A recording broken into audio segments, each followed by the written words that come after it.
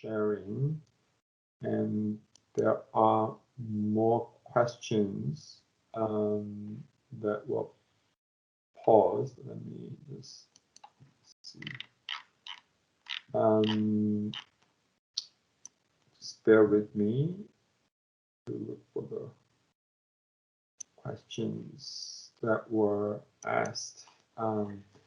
So another question was, how is the recruitment dispatch of the staff affected by the border restriction after the COVID-19? The answer is the safety and health of our staff, whether they are new staff or currently serving staff, is the most important element. So we respect any restriction in place by local authorities, and our offices work closely with local authorities, restrictions and other elements. The next question is, how do you prepare a YPP written exams, and could you please provide some useful tips and or sources to prepare for the 2020 YPP exam? Our website, Korea's portal, has a YPP dedicated pages, so I encourage you to go there and learn more about YPP examinations, because it provides a very detailed information about the process and the contents of the exam. In short, the YPP exam has two parts: a general paper and specialized paper. The general paper tests you on competencies and skills that are critical to working in the UN. I explain, the competencies. So, make sure you are, familiar with those competencies. And substantive part tests your substantive knowledge. Now, I don't think you can really prepare for the general paper. Again, it's not based on technical knowledge or the specialized knowledge. It tests you on competencies, and so I think you should be acquainted with competencies, and if you look at the competencies in the YPP notice, I think provides what sort of it provides explanation description of each competency. Now, our careers portal also provides, I think, have the competency framework information. So I strongly encourage you to look at our competency framework, and also go to YPP page and find out about competencies that are required. For specialized part, you should ensure that you have necessary substantive knowledge. Especially, you should find out what are important issues that UN is engaged in your functional area that you are sitting for YPP. Again, Careers Portal provides detailed information. Now, if you are convoked to written examination, and I think you will receive sample questions, the past exams, so that you have good idea as to what you need to study. Next question is, I'm thinking about applying for a JPO program in the future while serving as a JPO. What should you do in order to survive in the UN system, i.e.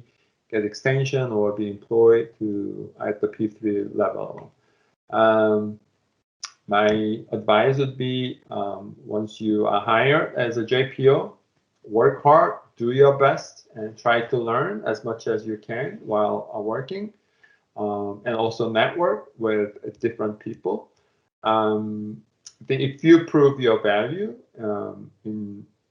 while serving as a JPO, you will have opportunities to stay and work in the UN after JPO.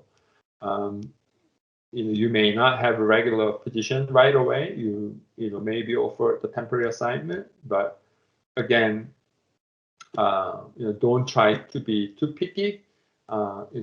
do your best, work hard, and prove your value, then opportunities will come. And again, you may have to start with a temporary assignment, but once you are successful in that, long-term opportunities will come at your door. So yeah, do your best. Next question. I'm a professional in my 30s and 40s without UN background experience, but would like to apply for UN jobs in the future. I do not have any clue how to apply for the UN. Should I apply for UNV? Any short-term consultancy positions to accumulate UN-related experiences. UN experience, is not a requirement for many of the jobs. Yes, some jobs may require UN experience or experience in other UN organizations, but it's not, always the case. So, I would strongly urge you to look at the job openings. Again, there are job openings for mid-level professionals. Please look at those and research, and then, apply to the positions that you believe you are suitable. Now, if you believe, of course, having a UN experience or any international experience, is an asset. If you believe that you need to have the experience, then yes, UNV experience is always helpful. Short-term, consultancy position can also help. So any international experience will help. So, but don't limit yourself. And I think first thing is go and look at qualification requirements of job opportunities that you are interested or you will be interested in. That's the first step before you take next steps. Next question, can you still receive continuing appointment? What are the qualifications to get the continuing appointment? For instance, I understand that for secretariat staff, if you work for 5 years as fixed-term staff, you are eligible for being reviewed for attaining the continuing appointment. Please kindly explain. Yes, we offer continuing appointment. If you work for 5 years on a continuous basis, you can become eligible, but in order for you to receive continuing appointment, there have to be seats available. So we conduct an exercise to review, to determine if seats are available first, and if there are seats available, then we review staff who would be eligible. And if there are more eligible staff than available seats, then we go through a review to rank depending on the criteria. Now, based on that exercise, if you are within the appropriate ranking, then you may receive continuing appointment. If you could not receive a continuing appointment in that exercise, then you may be considered for a subsequent exercise. So I hope that answers your question. It's the last question. Fixed-term, short-term staff regarded as regular staff in the UN? Yes, those with fixed-term staff. Those staff with fixed-term appointments are considered regular staff. Now, those with temporary appointment are considered temporary staff. So,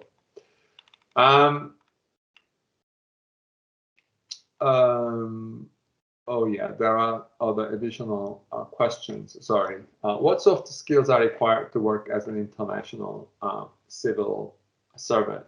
I think I already explained about competencies, and those are soft skills that are required. Now, currently, empathy is another soft skill that is being highlighted given the new norms, and with pandemic, and a lot of challenges and issues around the world. So empathizing with others, it's a good soft skill to have. Being able to maneuver through challenging times, difficult times is another soft skill that would be required.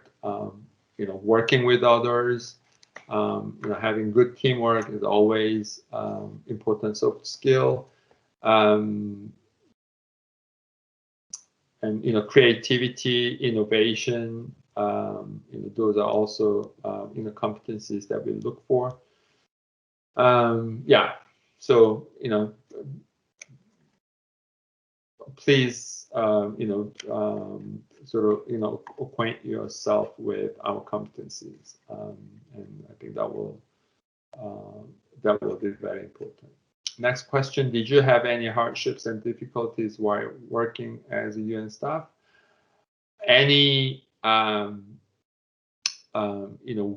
the workplace, there are challenges and difficulties, and sometimes you come across conflicts with your team members, or sometimes your manager, or your subordinates. But again, being able to listen to others, and being able to work with others, those are again important soft skills, and that will enable you to sort of overcome the hardships and difficulties. What are some challenging experiences working as an international service servant, UN staff member? Now, if you work in, as I explained in my presentation, if you work in a difficult living condition, hardship locations, it's always challenging, right? Being away from your family, because many of field missions are non-family duty stations, so you cannot really take your family with you. So that's a significant challenge, right? But then again, any work provides challenges. So there are trade-offs, working in the UN or working in the private sector. But again, what your passion is very important. During CV screening process, what points do you consider the most important? Again, relevant experience is important. Relevant education is important. Language skills is important. But I think the most important thing is the relevant work experience and what your achievements are. So make sure that you highlight relevancy of your experience to the profile that they look for, and highlight, if you can quantify some of your achievements and successes that you have had in the past, please highlight those. It's very valuable assets in the screening process. If you go back in your 20s and 30s, would you still apply for the UN? Absolutely. I think it's the best workplace in the whole world, and I will not hesitate to work for the UN, even if I go back to my 20s and 30s. It is the most rewarding and fulfilling job. Are you satisfied working in your organization? What kind of advantages and disadvantages are there? I'm very satisfied working in the UN, as I said again. Advantages, I think I have already explained, being able to, work with, people with diverse backgrounds, being able to work in different locations. And I think,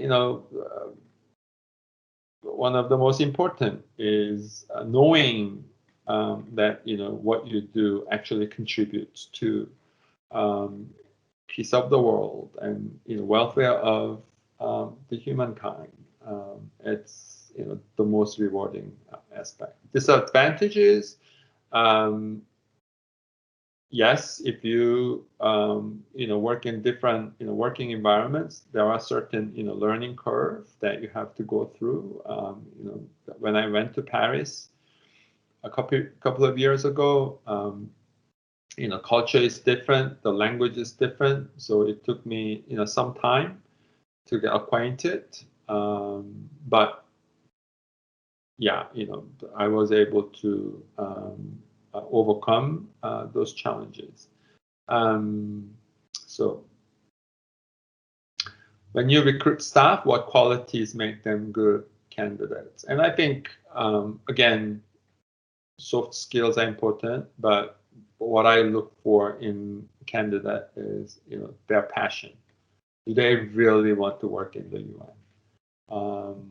Do they really want to, contribute to the objectives of the UN? Do they share the objectives of the UN? I think those qualities make a good candidate. Communication skills are important. Language skills are important. But in my view, what's in your heart is the most important thing. So that's the last question. So once again, thank you very much for listening to my presentation. It has been a pleasure being with you, and I hope you continue to pursue the job opportunities in the UN, and I hope that you actually get to work in the UN. And if there are any support and help you need, please let me know. Thank you very much once again, and hope to see you. Bye. 감사합니다.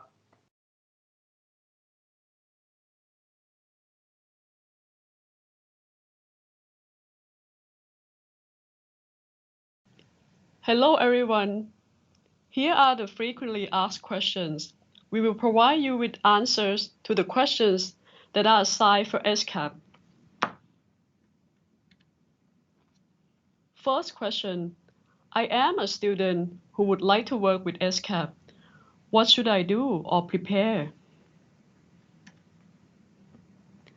As a student with no experience, you may consider joining the internship program. The link for internship opportunities at ESCAP is attached here, worldwideweb.unescap.org/jobs/internships. To be eligible, applicants to the United Nations internship program must, at the time of application, meet one of the following requirements. First category, be enrolled in a graduate school program, second university degree or equivalent or higher. Second category, be enrolled in the final academic year of a first university degree program, minimum bachelor's level or equivalent. Or third category, have graduated with a university degree, first university degree or second university degree or equivalent or higher, and if selected, must commence the internship within the 1-year period after graduation. Next question. What are the main points you look from the CV and/or cover letter? The main criteria are all requirements in terms of education, language, and experience as specified in the job opening. Please note that fluency in a required language, mainly English, means fluency across all of the 4 segments: read, speak, understand, and write. If any candidates omit to mark fluent under all of these 4 segments, the system will automatically reject their applications. For the work experience part, one of the main driving factors of a successful application is the relevance of the candidate's experience to the requirements of the position under the work experience section. Next question. How does the selection process work in the midst of COVID-19? For example, after final selection is made, can he or she work in the office or work remotely from Korea? The selection process continues without disruption during COVID-19. We normally conduct online written exams and virtual interviews. After final selection is made, considering the requirements of work and after pre-recruitment formalities, including medical clearance, academic and reference checks, the selected candidate can start working remotely from anywhere in the world. Next question. It is difficult to assess fluency of languages, for example, Thai or Korean. What are the measures to prove proficiency? English is required for all UNESCAP positions. Korean is required for some positions in UNESCAP offices located in the Republic of Korea. The candidates confirm their fluency in English and other required languages in their submitted applications. During the recruitment process, qualified candidates will be assessed further through written assessment, essay, presentation, technical exam, and others, and competency-based interviews will be used to further assess the candidate's language proficiency, technical knowledge, as well as communication skills. The last question. Regarding work experience, is internship or volunteer experience counted? Based on the experience requirements in the job opening, only relevant experience during internship and volunteer work will be counted. One or more internships held during the same time is recognized at maximum 50% rate of full-time work. Full-time volunteering experience is recognized at the full rate, or in case of part-time work, at 50% rate. If full-time work has been recognized for a time period, no further experience is recognized for the same period for additional work. Thank you very much and goodbye.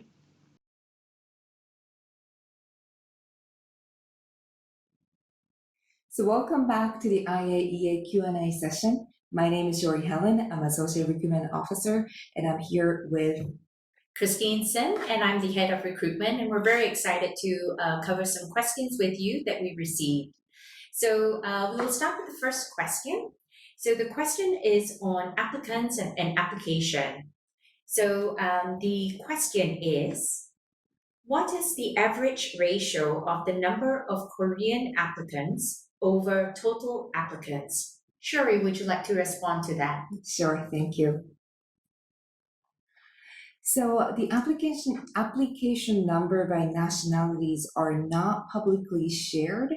However, we strive to improve the diversity of nationality represented at the IAEA, and we are working to achieve gender parity for professional and higher categories by 2025. I thought that this visual that we are showing right now can be helpful to understand the breakdown of our staff member by geographical area. You can see Korea is included in the far east bar graph, which is on the far right of this bar graph. So you can see more details if you'd like to see more. We present the statistical information of our staff member representation in our general conference paper every other year. So you're welcome to go to our website to take a look further. So Christine, the question too, I thought that I could group them as a qualification because we received a few questions around the qualification to apply for the position. One of the questions was, are there staff whose background is public sector, such as Korea Hydro and Nuclear Power Plant? The other question was, do PhD applicants have similar, if not less merit to master degree applicants with experience? And I think along that line, the master's degree an essential requirement for applying. So if you could share a little bit around the qualification to apply, the sector's experience required, and the educational level. Great, thanks. That's a very, very good, those are very, very good questions. Our staff member backgrounds differ greatly. In the end, it comes down to the requirements for the position that they occupy. So during the recruitment process, there may be more emphasis on having relevant experience in international environment, or there may be more emphasis on having relevant experience in a specific field in the nuclear industry or perhaps even not in the nuclear industry as well. Our recommendation is to make sure that you review the vacancy notice or the job description that was published. Understand under the qualifications what we have stated in terms of the education requirements, whether it is the relevant years of experience that's required, as well as language and other details that we've added to this. It is important for you as an applicant to understand what qualifications and relevant experience are required, especially as it relates to the position you apply. I hope this gives you a good idea.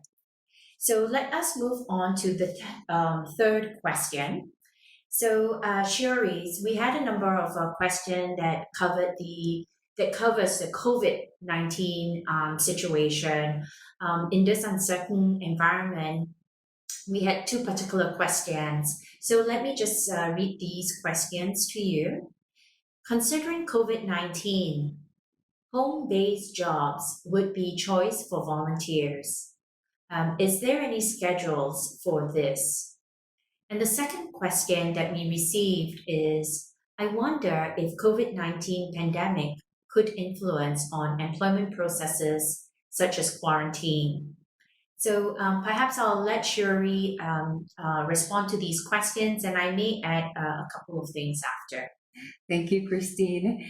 So as an associate recruitment officer whose job is mainly talent outreach and talent sourcing, I get this question quite a lot recently and fully understand it because of the current situation. So the first, I wanted to address the first part of the first question. So at the IAEA, we do not have a volunteer opportunities. However, as we went over, there's different type of the employment opportunity at the agency that you can take a look at. And within those, we follow the local authorities' guidance carefully to protect the health and safety of our staff members. In fact, when Austria was in lockdown, and Austria is where our headquarters is located, our staff members work from home except for a small group of critical staff members who have to be physically present in the building. So as you can imagine, the majority of people working from home, it was really kind of making sure that we are reflective and that we are agile to meet the needs of the agency, but also making sure that we're taking abundant of a precautionary measure to protect the safety of our staff members. And with this, I think the specific question on the number 2 is really around the impact on the employment process. So as I noted earlier, we will follow the local authority at the time that you are selected or you are asked to relocate internationally to Vienna, Austria. So at that time, they will review it carefully, and you will have the visa team for a full support to make sure that we're following the local authority, but also considering some of the special circumstances that might be happening at the moment of when this happens. Is there anything else that I've missed? Or Sure, let me just maybe highlight a couple of things. In terms of also home-based assignments, this is one option that we do offer for some of our consultants. And those, when we advertise, it's really clearly stated in the vacancy that it's a home base. So if you're interested in considering other types of employment, you might be able to look out for those opportunities as well. With regards to the second question in terms of COVID, I just also do want to mention to you that during this year, we've been actively working with some Korean institutes and international cooperation specifically. And we have continued to bring in Korean nationals to work under our internship as well as in our JPO.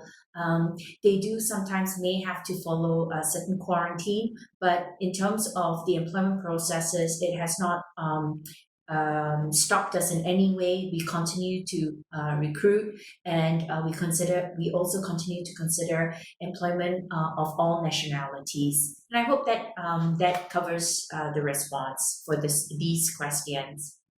Thank you, Christine. So question number 4. So we received a few questions around a junior professional officer program. So we pulled these together to answer some of them here. So I'll read the questions to Christine. The first question was, are there any work experience which is preferred by the organizations when you apply for JPO programs? The second question is, would working for NGOs and or UN be much more beneficial rather than working in the private sector? And then finally, would there be any difference in writing cover letter and resumes when applying for the UN and private companies? Sure. So thank you, Shuri, for these questions. So in response to the first question, on our JPO program vacancies, we do list the required years of experience, which is typically about 2 years of relevant work experience. Because for us, our JPO starts at what we call a P2 level, that's a requirement that individuals will require the 2 years of experience. If individuals with less than 2 years, we can also consider the option of a P1 category, which is generally about 1 year experience. So definitely, I would encourage you to review the vacancy notice carefully. Just as for the internationally recruited professional posts, the emphasis is on relevance of experience. So, if you are, for example, like me, who is in human resources, and I try to apply for a nuclear security officer position, unfortunately, my experience in human resources would not be considered as a relevant experience. So for some positions, relevant experience at the international level, such as working experience for the NGO or the UN, can be beneficial if it's specified in the vacancy notice. But usually, again, for junior professional officer, these are very development positions, and we really highly encourage individuals with national or private sector experience to apply for these positions to be considered. With regards to the last question, in terms of the difference in terms of writing cover letters and resumes, for the IAEA application process, it is important to follow the instructions and ensure that the application is completed thoroughly. For example, it is important to differentiate the achievements as well as the duty of description for each job position. Additionally, a letter of motivation is required for the IAEA, and we do recommend that you take your time and tailor the letter for the position to which you're applying for. So basic details, for example, of listing the position, ensuring that you highlight your relevance of experience or your motivations. These are some of the things that would be of interest. In terms of difference between cover letters, whether it's for the United Nations or for private companies, it really depends. Culturally, sometimes it can be very different as well. We've noticed cover letters from the European applicants and from the US candidates from North America can be a little bit different in terms of the writing style, the requirements of adding photos or not photos, adding some personal details or not adding personal details. For us at the United Nations, our cover letter is incorporated as part of the application process. So if you take the time to add your details there, that will be sufficient for us. I hope that gives you some information. We also do provide a lot of information on our employment site. In addition to that, we also have specific webinars that we have prepared, which you can access through, again, our website. And each of these webinars will walk you through the various steps of the recruitment process that an applicant, such as you, can gain further knowledge and helpful hints and tips on how to improve your application and chances to work with us. So now let me move to the last question. And it's on rotation policy. I had the advantage of going to Korea last year for a career fair, and this was a very popular question I received. So the question is, Shuri, and maybe you can help respond to this, but the question is, can you work more than 7 years at the IAEA? Thank you, Christine. So IAEA does not offer permanent appointments in the professional category. So when you take a look at the vacancy notice of each position, there's a clear definition of what is the contractual duration, at least the initial contractual duration for the position. This rotation policy allows member states to benefit from the return of their national after gaining experience at the IAEA, and it also allows the IAEA to have a continuous influx of fresh knowledge and experience at all levels. So it's mutually beneficial policy for the member states who's supplying the talent, but also us receiving in end and getting the continuous influx of the fresh knowledge, and that comes with innovation. So typically, the normal progression, maximum tour of service is 7 years for professional category. The fixed term position, so the initial contract is typically 3 years. The extension due to programmatic requirements and work performance could be granted 2 years, and then further extension due to programmatic requirements and work performance could be granted at 2 years. So 3 plus 2 plus 2 equals 7 years. So that's the typical progression at the IAEA. Thank you, Shuri. And I think that those are the main questions that we received. If you have any other questions, you're more than welcome to connect with us. Thank you so much for joining. Please do visit our website for more information, and you can reach out to us from that website. Thank you so much.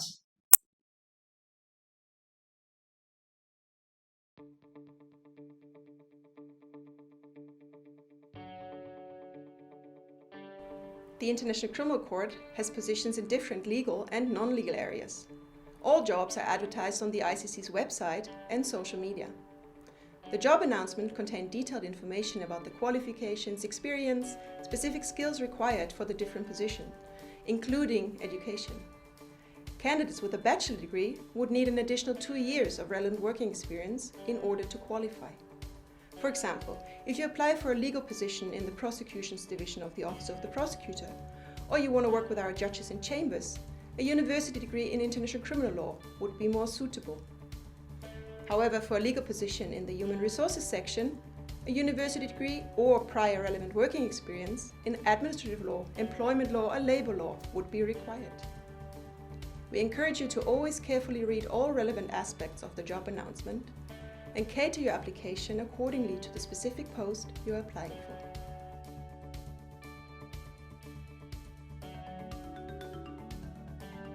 All job announcements contain required and desired qualifications for the position.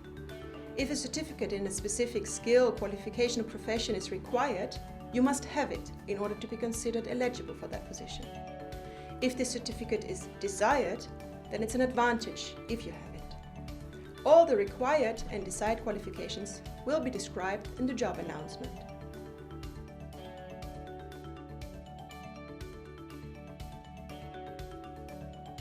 No, there's no requirement for candidates to have studied abroad. However, it's of course important that candidates be proficient in at least one of our 2 working languages, English or French. The job announcement will specify the necessary language requirements. If you have experience working in an international environment and/or you speak other official languages of the court, think about Arabic, Chinese, Russian, or Spanish, this can be considered an asset.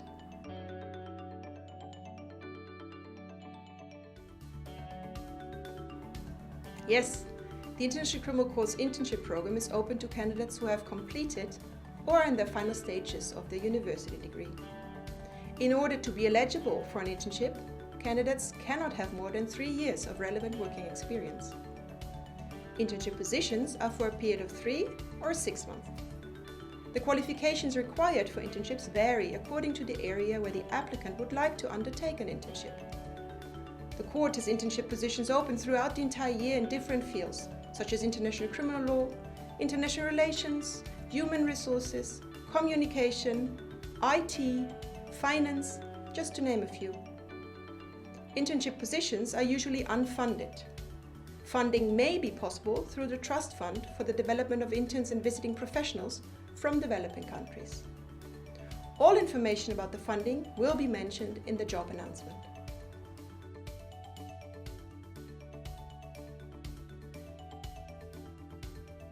The internship program has no age limit. However, the candidates cannot have more than 3 years of relevant working experience. As for the Junior Professional Officer Program, or JPO as we call it, there is a limit of age according to the conditions set by the sponsoring countries. For JPOs of the Republic of Korea, for example, the maximum age to join the program is 32 years of age.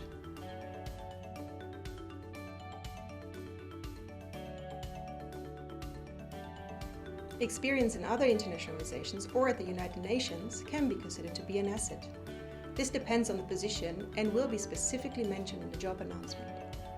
As long as the professional experience is relevant to the job, there is no difference if such experience was gathered in the public or private sectors, and both will be equally considered.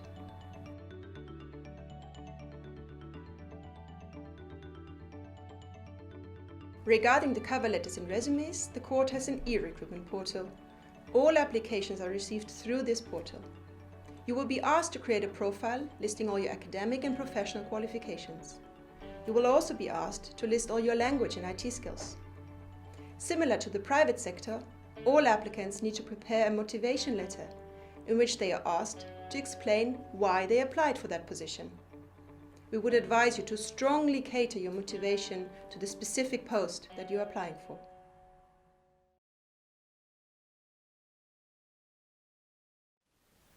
Hello, this is Mary, and I'm currently an intern under the Human Resources Division.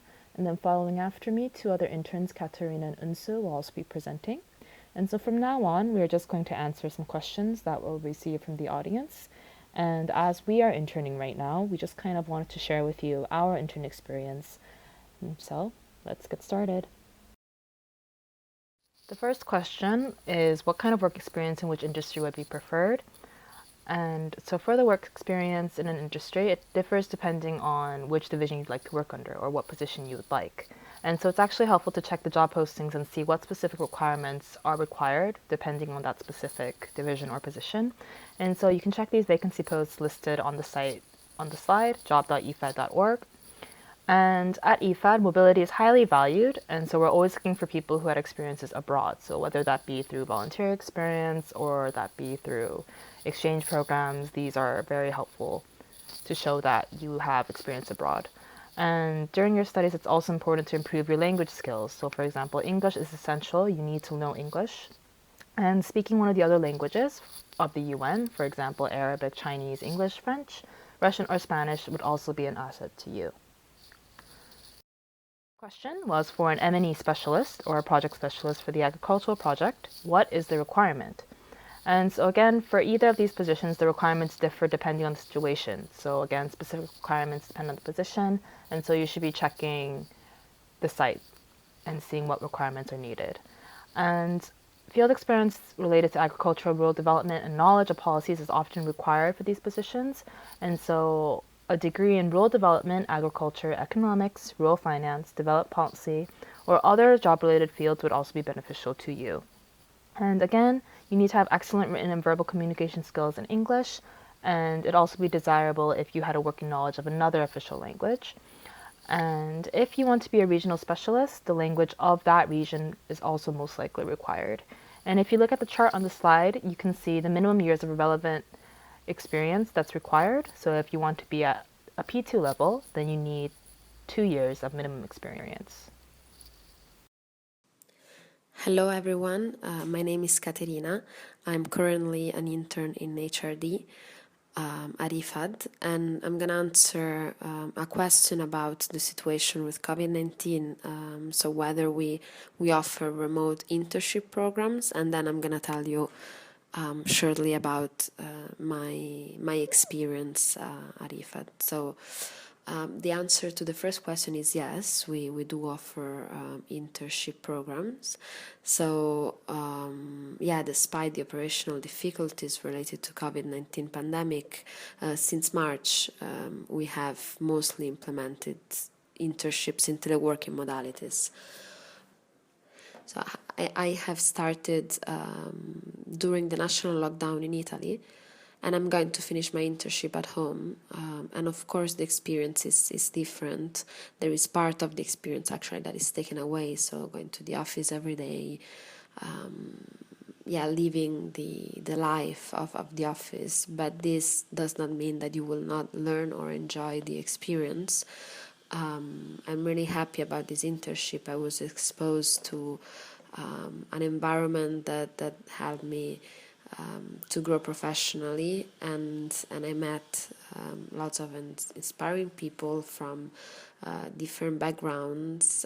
I acquired professional knowledge and skills, and so I cannot compare my experience with how it was before, but I'm really happy that I had the chance to work, even if only for 6 months at IFAD, and I would recommend it to everyone. Hello, this is Eunsu, an intern from HR division. Last but not least, we're going to show you the comments from Korean interns. We joined IFAD with OASIS program, which stands for Overseas Agriculture Sector Intern Scholarship Program, supported by Ministry of Agriculture, Food and Rural Affairs. Just like the purpose of this program, I also thought working for IFAD, an international organization, broadened my perspective both in my field of work and on global issues. Let's see the comments from other Korean interns.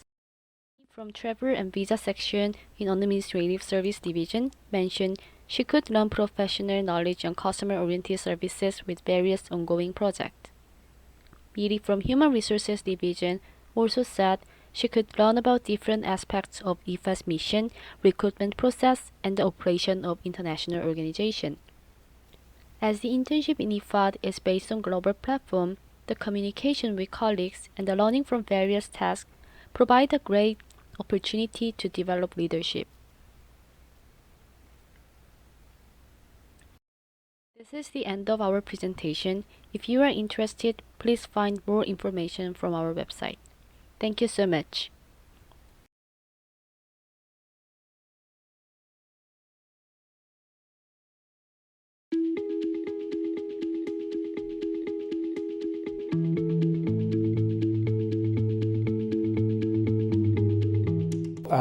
IOM is a massive organisation. We have more than 15,000 staff worldwide working in 430 offices around the world.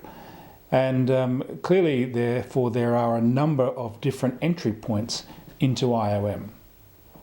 Now, a couple that I would recommend for junior professionals. IOM actually advertises a lot of positions, usually about 40 positions a week. So I'd certainly refer you to our jobs website. And on that jobs website, there are a number of positions at what we call the P1 and P2 level. And these are the entry-level positions into the organisation. For P1, you need around about 1 year of relevant experience. And for P2, you need 2 years of relevant experience with a master's degree.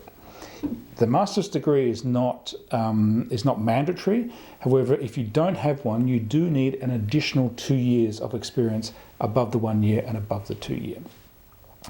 And like a lot of large UN organisations, there are multiple different functional areas that we recruit to. For example, we need logisticians, we need lawyers, we need people that can do general administration, we need accountants, we need people with a law background, we need people with a border management background, we need people with a research background. So the IOM, in terms of our 15,000 different positions, covers the whole gamut of professions that you could possibly think of. Another entry point that I want to highlight is United Nations Volunteers. This is an organisation that's actually run by the United Nations Development Programme, UNDP, but UNV are a service on behalf of the UN system. And at the moment, IOM has around about 130 UN volunteers around the world. We're looking to increase that number. And that's another really, really good entry point at the moment. As a vivid example of that, just recently, because we were worried about the mental health of our staff during the COVID-19 lockdown, we partnered with UNV and we recruited 8 psychosocial staff welfare officers that can work in multiple languages in multiple time zones around the world to support our staff. So it's a fantastic organisation for you to look at if you're wanting to work in the UN system, and of course including with the International Organisation for Migration. Now clearly agriculture is not the core business of IOM. That's more so the purview of the Food and Agriculture Organisation, that's FAO, or the World Food Programme, WFP, or IFAD, the Agricultural Development Bank. But in some areas where we work, where we are working with migrants, it may be a useful profile to have. But as I said, it's not the core business of what we do at IOM, and I would encourage you rather to look at the 3 organisations that I've mentioned that do recruit people with agricultural backgrounds. There's also a number of professional institutes, the Rice Institute, the Potato Institute, the Cassava Institute, that are considered international organisations, and certainly a profile, your agricultural profile would be very, very useful for some of those international organisations as well. Now that's very interesting because it depends. It depends on what you did in the Navy.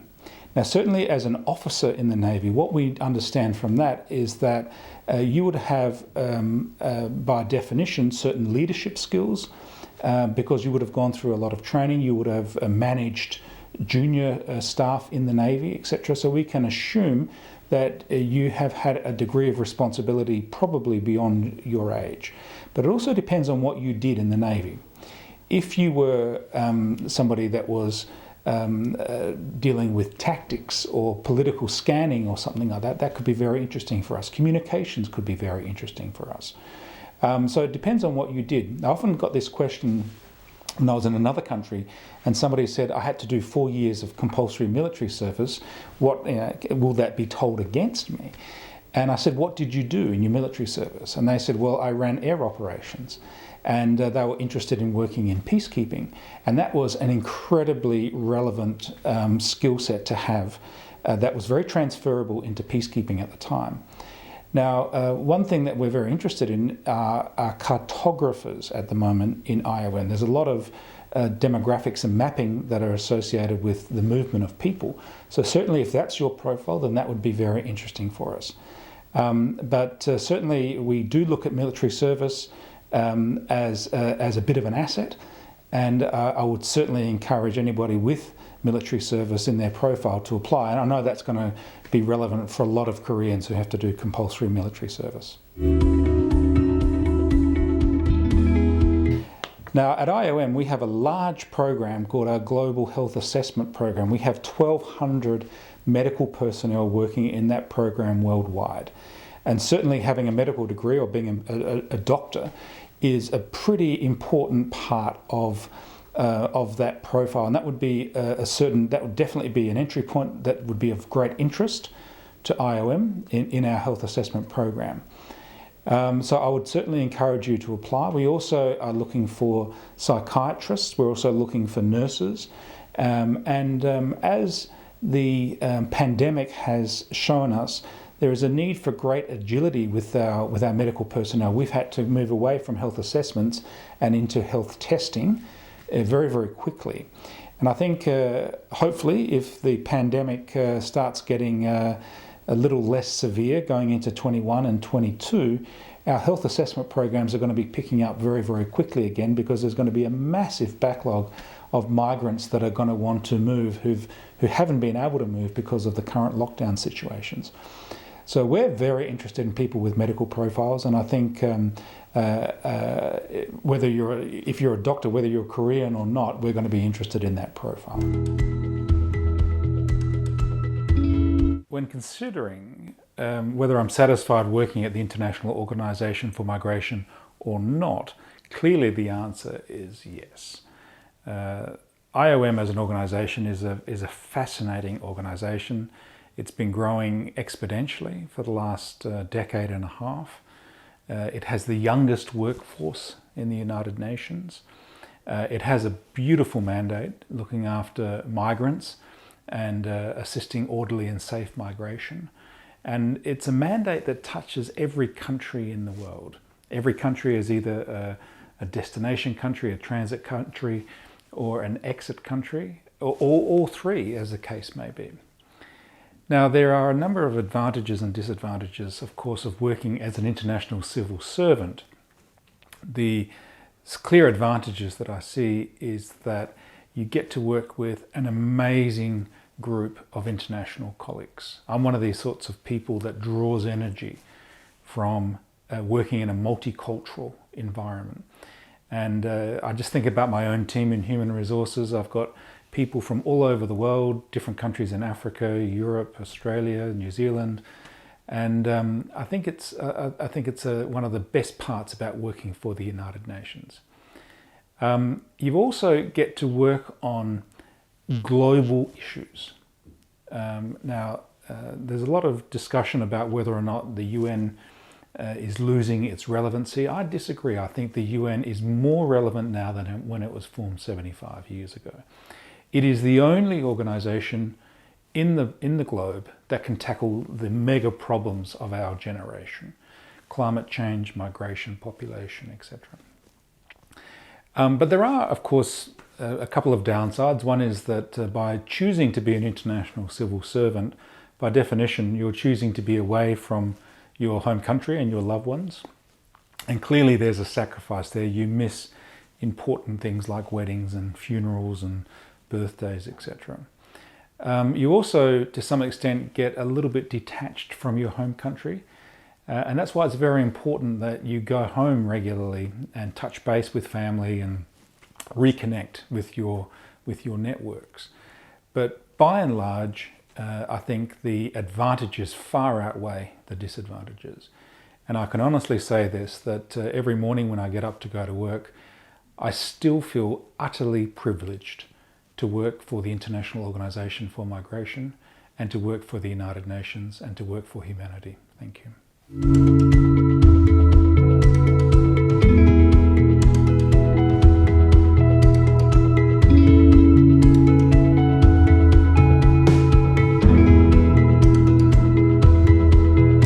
Many thanks for this question.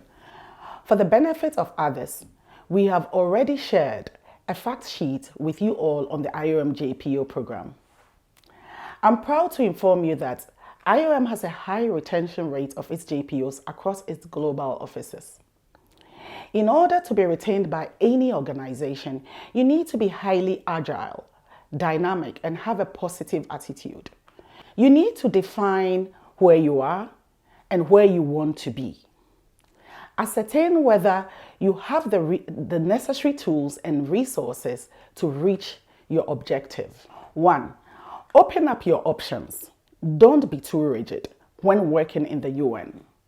Look into the horizon. There are lots of opportunities for growth.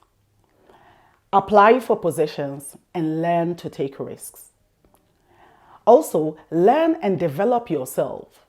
Read more about migration as it is broad. Use your DTTA judiciously. The DTTA is the training allowance provided to you by the sponsors to develop and train yourself during your JPO assignment. Contact the staff and learning and development for training opportunities. I would also advise that be ahead of the game. Learn languages, be abreast with technology and the new ways of work. Interactions with colleagues is key. Network. IOM offers induction at its headquarters at the beginning of a JPO assignment, which offers JPOs an opportunity to meet key staff in their thematic areas and other senior staff in the organization. Hard work and commitment also pays off.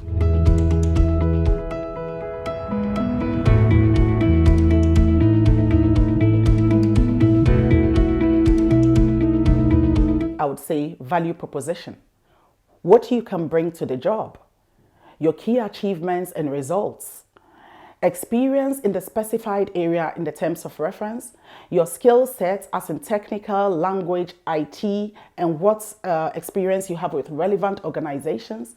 Look out for typos and grammatical errors, and then we also look out for CV gaps. It may be good for you to touch on this in your cover letter so that we know what happens when you have a break from work.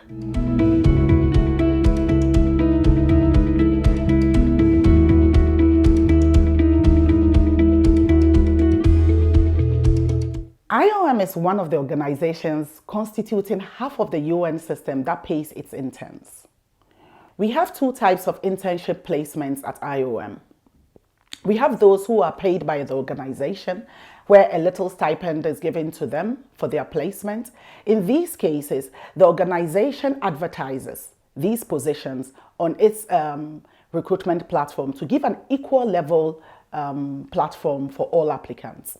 And then the second type of internship is where the candidates or students are sponsored by an institution, a government, or the university. In this case, the institution, government, or university pays the interns or funds the interns.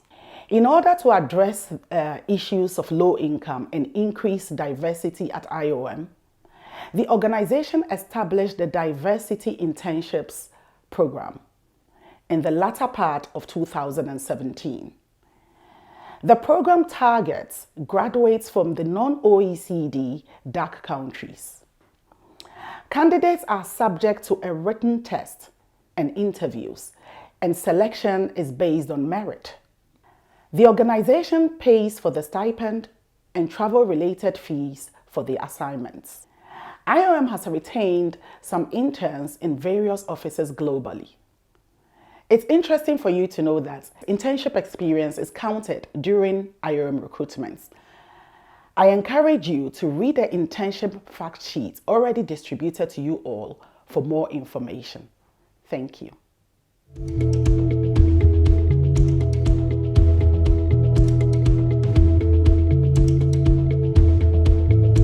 Which is obviously difficult to say. I studied law and I joined the UN because I wanted to fight for the better cause. And that's probably the reason why even today I would join the UN again. It still is close to my heart. I have moved around a lot throughout my 20 years with the organization, from Geneva to New York, to Haiti, to Morocco, to Mauritania, and at the moment I'm back in Geneva. I would definitely say it's been extremely rewarding working with a lot of very diverse colleagues from over 160 nationalities around the world, but also, of course, with the cause of migration, with the support to migrants and the help to governments and member states. So, yes, I would join the UN system again and still am enjoying the work very much.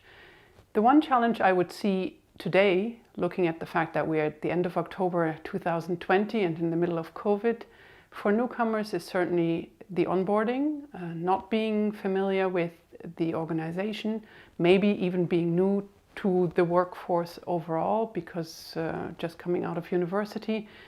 Onboarding is difficult at the moment. We all work remotely, we all work online, and while we do work around the world, of course, you can't even meet the people in your team that you're working with. And I think that is the challenge that we're seeing today and definitely has made a big difference to our new colleagues and certainly makes a big difference to how it was back when I started. Someone greeting me, someone introducing me to the team, someone really taking me under her wings at the time to make sure I felt at home. That's much more difficult today, but I still think it's absolutely worth it, and do hope that all of you feel the UN is worth the cause and will apply eagerly to all of our agencies and of course in particular to IOM. We look forward to receiving your applications. Thank you.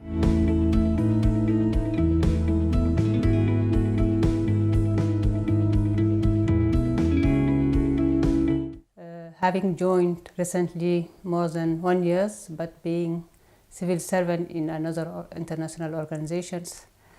I may say that challenges are there, but the opportunities are also much than the challenges that we may have in having to implement our activities, our vision, our stand in the that we can share with our colleague within the organizations. So the position of civil servant for me means that we need to adhere to some principles of the loyalty first to the organization of where we are a part. It means that there is no challenging of being having its own thought, its own approach of how our contribution to the organization may be, but to be part of a family of values that are enshrined in our organization work, how we see our mission, our mandate being well served and well defended from all the external dimensions that we can contribute to. If I say internal dimension, it means that I am part of a culture, I am part of a population, a country, I am national from a country, I am part of the gender specifically, I am part of a religion, but the integrity, the tolerance, and the loyalties to the organization means that all those richness that make me as a civil organization contribute to reach the goals of the institution for which I am working, and the goals and the aspiration and the objectives that are in front of us to be able to effectively affect the work and effectively impact our contribution to reach out some clear objective and priorities that are defined in our daily work. If I say tolerance, it means also the importance of the trust sharing, the importance of being part of a community that are here to share their particularities, but in a common goal, in trying to achieve some priorities that are ours and that are for the best benefit of those who we are serving, and to better understand and to better integrate all these dimensions of accountability, of understanding the others, but notably those who we are serving, and the importance of listening and importance of communicating with those who are serving and that are from the various backgrounds and that constitute the richness and the diversity of the whole population of concern that we are here to serve within the principles and the standard of an international organization, and within the solemn goal to have these means that are in our hand and the guidance that are here to serve us, delivering in the best way that we can, without any interference or without any challenges that could be undermining in some way what we wanted to deliver. And the importance of integrity in our work is something that we need to have as a higher standard, and could be challenged by many other factors, particularly when coming from an interference not only from the states or from the local actors or from the NGOs or other interference in the nature of the culture or the sensibilities, but we need to have all these integrating dimension included in our approach and not undermining their importance, but taking them to the level that are not interfering in what we are supposed to be as neutral, as accountable, as loyal to our organizations, which is part of a UN family, loyal in the sense that no duplication of work, no, let's say, conflict of interest, no undermining or jeopardizing the core principle of what is the UN work, which is to serve the people. And I think this is something that we need to take as challenging dynamics that make us better to be part of what we are supposed to be, a family serving the people of and the nation of this our world. That's it. Thank you.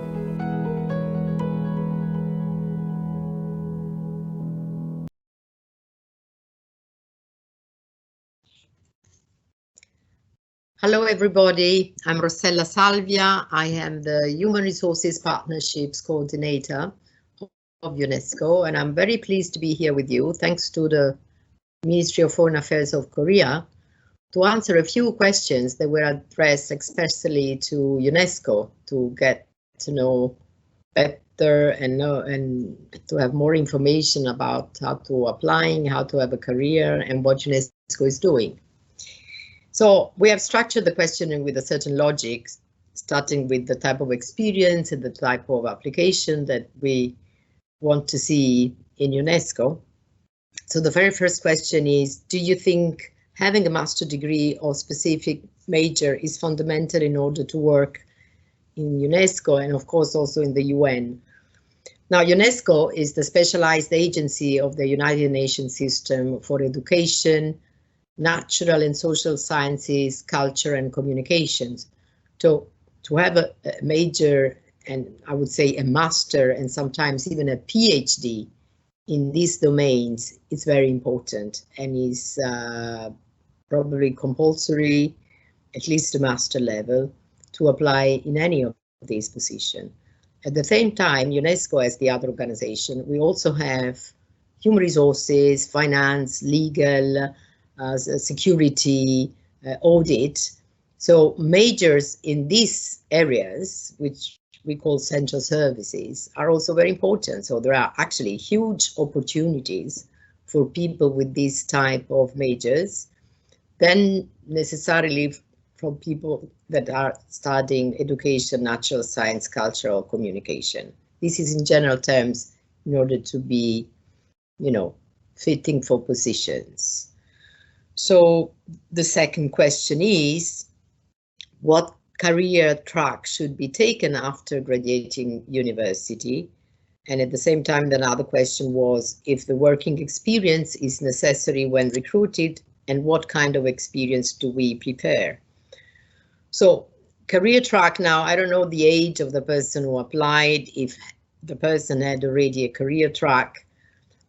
In UNESCO, we have a very limited position for junior people, but at the same time, we have a number of what we call partnerships with universities and also with the Ministry of Foreign Affairs of Korea to have some sort of scholarship, fellowship. We call them traineeship. They are financed by the Ministry of Foreign Affairs of Korea. But then we also have positions at the junior level, JPO and others that are always financed by governments. But then we have the Young Professional Program. But in that case, the Young Professional Program is for countries who are known and underrepresented to UNESCO. And this is not the case of Korea, who is actually quite well represented. Now, the experience that we want, it depends on the nature of the job. UNESCO is a standard setting of action and is working on developing intergovernmental policies for this area I was mentioning before: education, science, culture, and communication. So the experience that you should have is, for instance, having been worked in a context where you were doing policy development. But of course, we also run a lot of projects. So you've been doing project management, either international organization or in a national institution, but with an international exposure. That would be very important as well, very relevant, let's say. But now, for instance, as far as private sector, I started in the private sector myself in human resources. So for especially these functions that are what we call for central services. So again, finance, human resources, legal, audit, but I would say even for communication, if you had an experience in the private sector, that could also be very interesting, because at the end of the day, when you have to manage money or when you have to manage people, the type of skills that you need, it's the same if you are in the private sector or if you are in a public service. Also, experience in NGOs could be very important, interesting, and internships in organization or entities, that could be very interesting as well. Now, there was a specific question if working as a teacher in school can be helpful to get a job at international institute like UNESCO. So as I say, we have international institutes at UNESCO, but we are an intergovernmental organization made of member states. And we handle education, and the teachers and teaching. It's a very important priority for the organization, especially in this moment of COVID. Now, being a teacher, though, you may be an excellent teacher and not necessarily have those skills that allow you to be a good policy developer or to be somebody good in mobilizing funds, to get funds to put in projects related to teaching. So our specialists of education, especially if they're working the division handling teaching and teachers, it's better if they know what the teaching is all about. But as I said, it's not necessarily being the teacher and a good teacher that would help you, that it would be so important or so relevant or essential to get a job in the education sector of UNESCO. So you need to be familiar with the teaching world, and possibly having been a teacher, it's important. At the same time, there are many other competencies, as I say, as policy developer, as project manager, who are not necessarily the skills that you need when you are a teacher. Now, another question was about position related to IT policies and research. Now, IT, information technology, it's one of the main important domain of our colleagues working the communication and information sector. New technologies and, for instance, artificial intelligence is now even a priority of UNESCO right now. So the people with that, as the question says, IT policy, because to be an IT specialist, in that case, you may be fitting in our service, which is handling the IT to allow the organization and the field offices to work and to connect all together. So let's say position as a technician, IT technician, you can find in our central services that we call it KMI, knowledge management and information, but as a policy developer or project manager in IT, so you may find positions in our communication and information sector. Now, somebody is a student in culture, and the person wrote, what can I do right now to prepare for a job at UNESCO? I'm repeating a little bit myself, and in this case, it would apply to the world of culture. For us, the world of culture can be heritage, physical heritage, monuments, and it could also be for people with a more scientific background on natural parks, geoparks, and reserves, natural reserves. At the same time, we have cultural conventions and cultural programs who handles what we call the cultural industries, the audiovisual, the cinemas, the intangible type of cultures. So the word culture is very wide, and we have programs and possibilities that are offered to people also as anthropologists, for instance, because we have a number of programs touching upon the different dimensions. So your work can be, before getting to UNESCO, again, to be working in a national institution or in a foundation, or as an archaeologist, or as, again, somebody working the film production or audiovisual production. What is important is that then you are able to make this shift for being somebody, you know, more of an expert and a technician to a policy developer, to a project manager in the world of culture, in the dimension of culture. There was, in fact, about this also a question which was, how is UNESCO international cultural exchange policy being developed? So to go back to what I said at the beginning, we are working with governments. For instance, we want our ministries, the Ministry of Culture of our member states, but this applies also to the Education Ministry or to the Science and Research Ministry. So the policy exchange is developed thanks to the input that we receive from these ministries, but also to the input that we give them back on best practices. That's why we serve also as a laboratory of ideas and exchange, sharing knowledge, sharing policy and best practices. But the COVID also helped us in improving and having an approach that we could call bottom art. There is a program, and you can look it in Google, the Resiliart, where really a number of artists from all over the world put their expertise in order to exchange, in order to provide input, in order to provide expertise, and to be shared by everybody. So the cultural exchange, if it's policy, could be that it's more at ministerial level. And of course, we have our field offices that help us. So we have headquarters in Paris, we have 53 field offices in the world, in all the regions of the world. And they are the field offices, though, are more in contact with the entities, again, that are public, they are private, that are producing culture, they are interested in culture.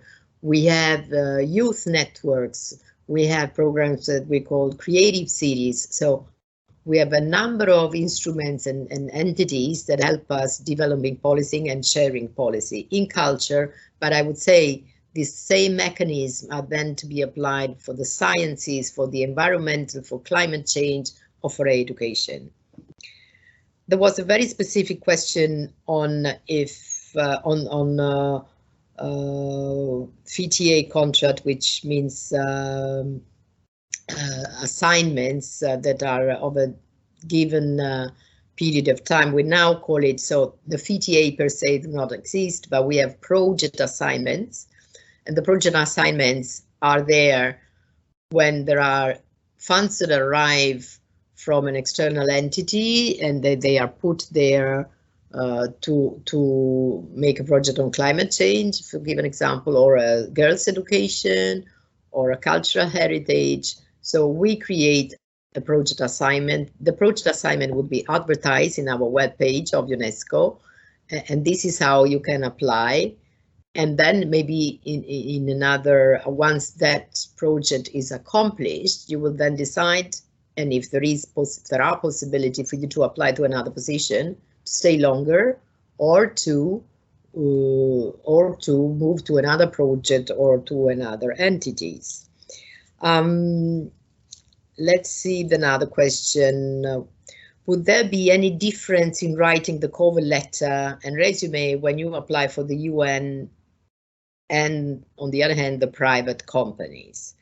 Well, there are things that are very similar, I suppose. And since, as I said, I was in the private sector, I can tell you that, first of all, you want to see a cover letter to be well written. So many times I read cover letters, or I read cover letters, that it was evident, first of all, that they were not reviewed, spelling mistakes. But something that really is annoying is when they write and you can see it and feel it, that they are not even interested or knowledgeable about what is this company or this organization you're writing to.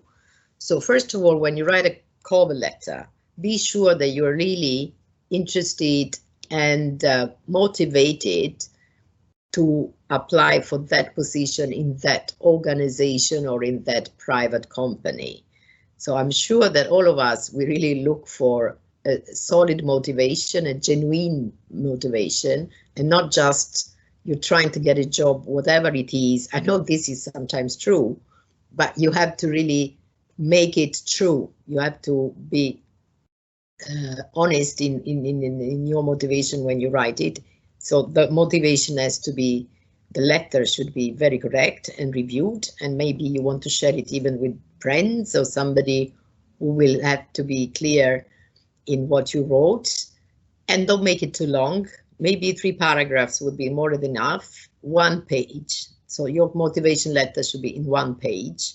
Very often now in this application that you make, they give you anyway a given number of words that you have to use to apply and to make your motivation. So you have to exercise and practice a little bit. So my advice there is don't be a last minute applier. So make sure that you have all these letters, document and whatever ready. And sometimes in the UN and UNESCO, we all have different systems to apply. So make sure that this is done in the proper and given time. Now, of course, the huge difference between the UN system and the private sector is that the private sector is profit oriented, and the UN and UNESCO, we are not at all profit. We are international civil servant. So again, what you want to read in this motivation and cover letter is your engagement, your readiness to be a civil servant, not somebody who's there who want to make profit, who want to become rich, and is looking for things like this, which are legitimate, but it's not our thing. It's not UNESCO and the UN. We are there to build peace in the minds of men. We are to, establish and maintain peace. We do it through education, natural science and culture and communication. So that's what we want to see, that you want to serve, you want to be an international civil servant. So this idea and notion of service should be something you are very happy about and very comfortable with.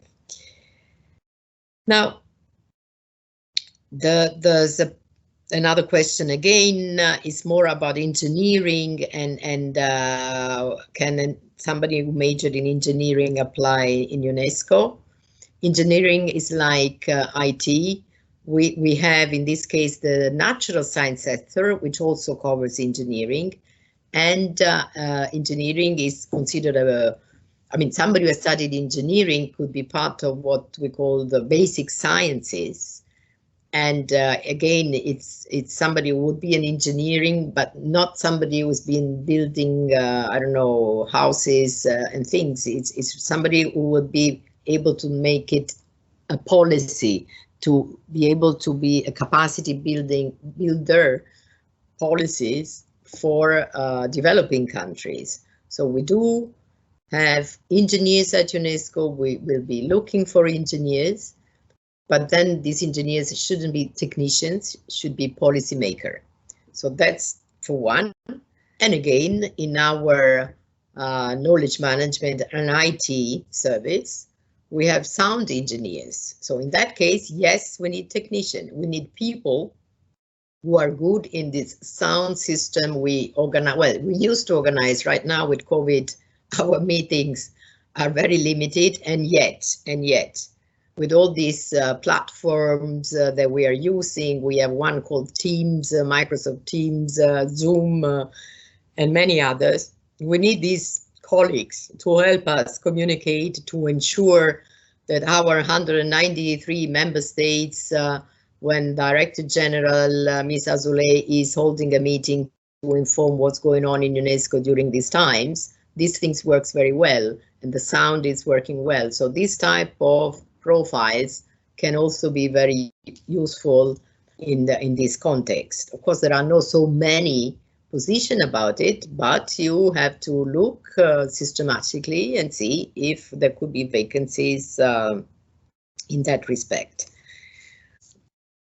Another question which was very important about how does the question was very articulated. How does the monitoring and evaluation activities implemented for the marginalized group who were in lockdown due to COVID?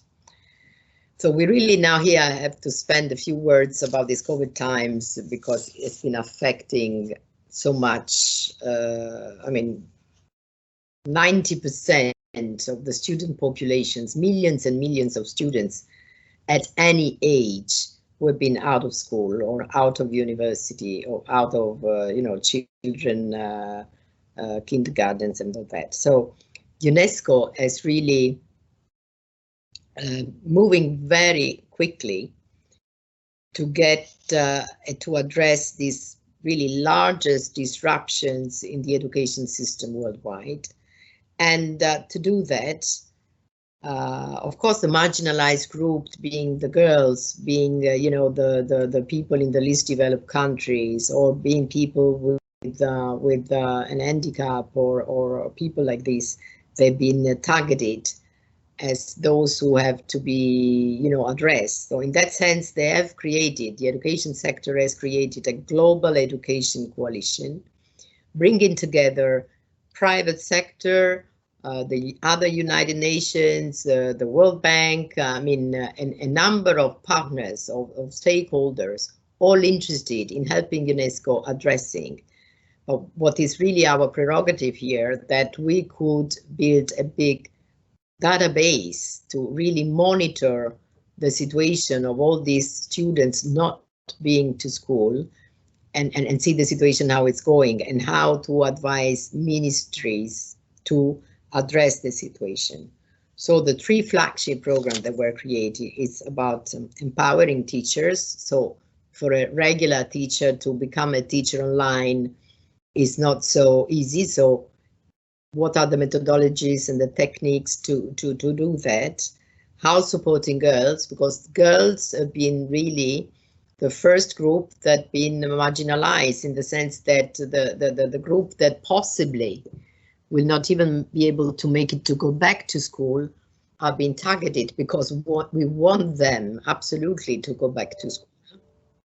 And then how to provide connectivity, because distance remote education means connectivity, and we know that the 50% of the schools in the population are not connected with internet at all. So as you see, the problem is being addressed at several levels, technical, in the teaching methods, and then targeting the marginalized group, as I said, girls or people with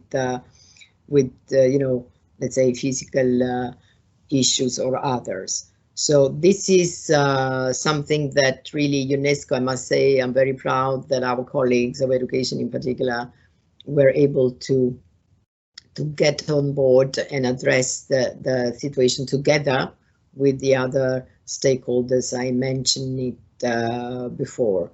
So we want to have all these people back to school, or help them to have education remotely.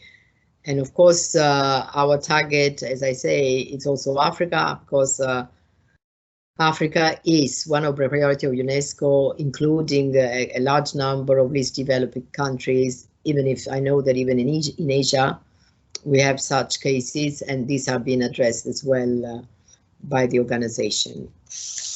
So I think that the last question is also about the young professionals and the JPOs And when the question there was, and this was addressed, I think, to many of us in the United Nations, because of course, all of us have a JPO program, whereas only a few of us have the Young Professional Program. The Young Professional Program, as I said, when I arrived in UNESCO 26 years ago, one of my first colleagues was Junie Han. She was recruited as a young professional, and this is because Korea was underrepresented, so she made it as the young professional. There is another excellent Korean colleague, Min Kim Jeong. She's now the head of our office in Myanmar, and she also started as a young professional. But eventually now, Korea is normally represented. So for our young professional program, Koreans are not eligible, but they do absolutely, and we want them to be eligible as a JPO, as Junior Professional Officer, which is the program that the Ministry of Foreign Affairs of Korea is financing as well to UNESCO. So the question there was, are there any work experience which is preferred when you apply for JPO and YPP? Now, in a way, I already give the reply there as well, because the experience we want is for you to have been working in an NGO, for instance, or in a ministry, as I say, for central functions, also in the private sector. So it's a very large dimension of opportunities as experience that you can grow. So there's no specific, but yes, as also another question was, would working for an NGO be more beneficial rather than working in the private sector? I said that for certain functions, what we call central affairs services, private sector could be very relevant, where for this area of education, natural sciences, culture and communication, possibly the public sector, but again, for culture in particular, could also be civil society, institution, and filmmaker. So it's not to be cut into something, but I think education, it's foundation, for instance, where you can get an experience and give you an experience. Private sector instead for business, it's really more for people working in human resources or in finance. Now, I think we are a little bit at the end of our conversation. So let me say that we do appreciate a lot the young Koreans that have been working with us. There was an epoch where there were a moment where Korea, several ministries of Korea were financing several scholarship programs, and we benefited of a large number of young Koreans. We now have a few JPOs from Korea, so we really look forward to have more JPOs from Korea. And in any case, I don't know if this is for, I mean, this question came, as I said, for young people and students, which most of the questions are, but in any case, we welcome any Korean at any age to be applying even for senior positions. So the doors are open, and we're very much interested, which is also why we're here with you. And we want to once more to thank you for your attention, and thanks to the Ministry for Foreign Affairs for having invited us to be with you from UNESCO Paris. Thank you.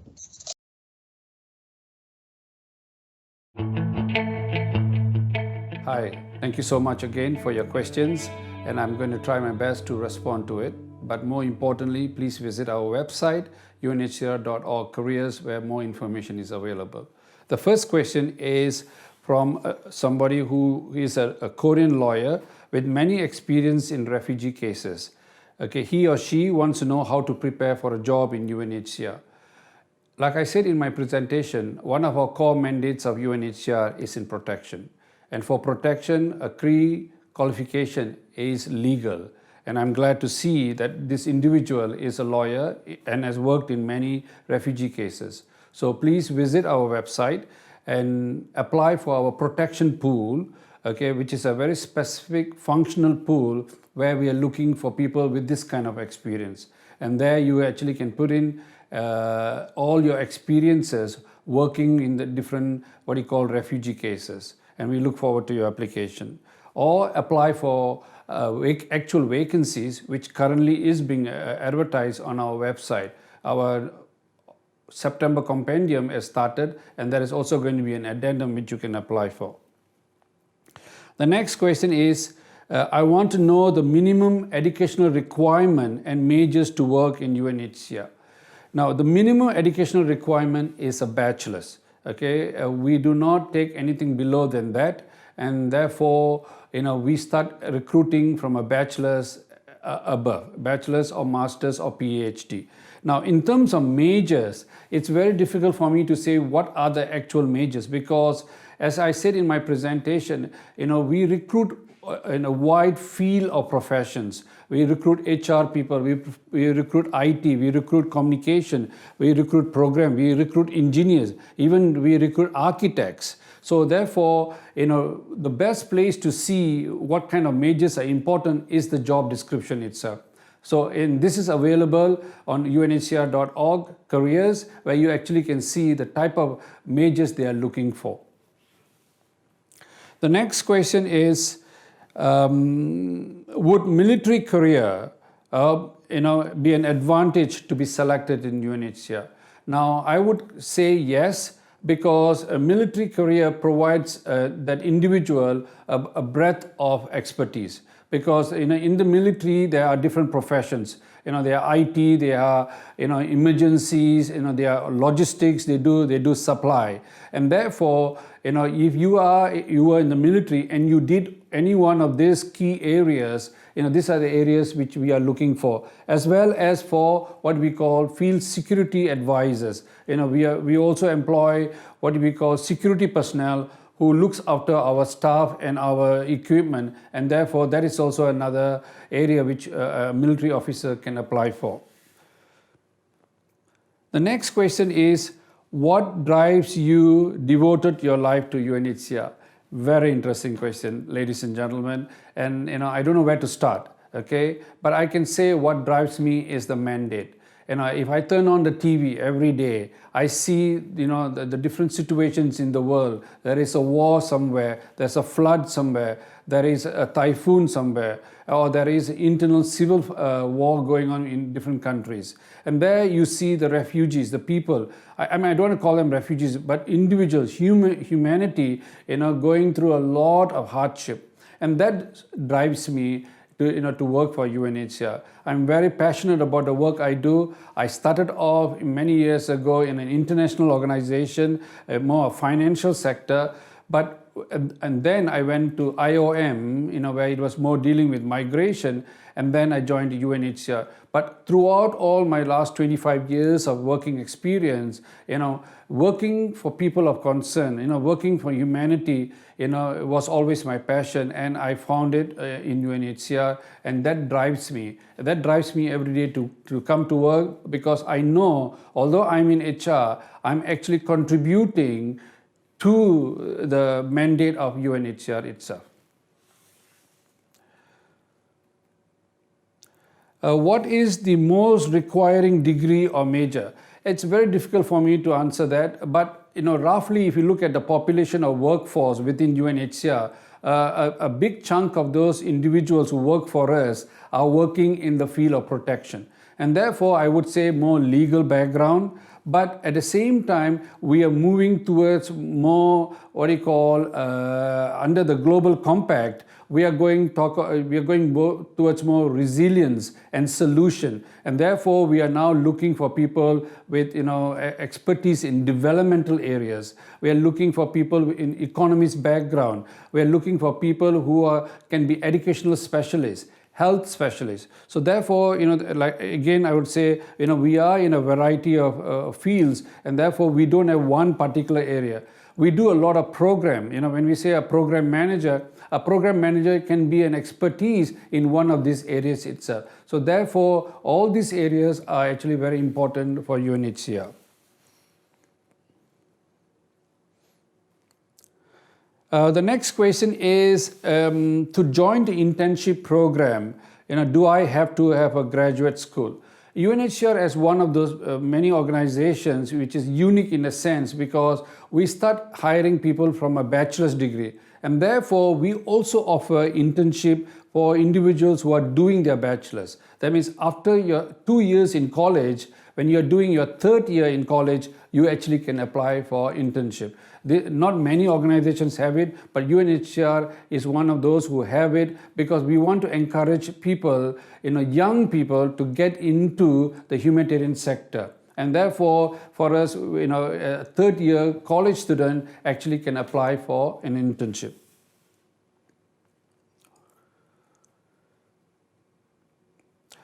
This is a similar question which I answered earlier.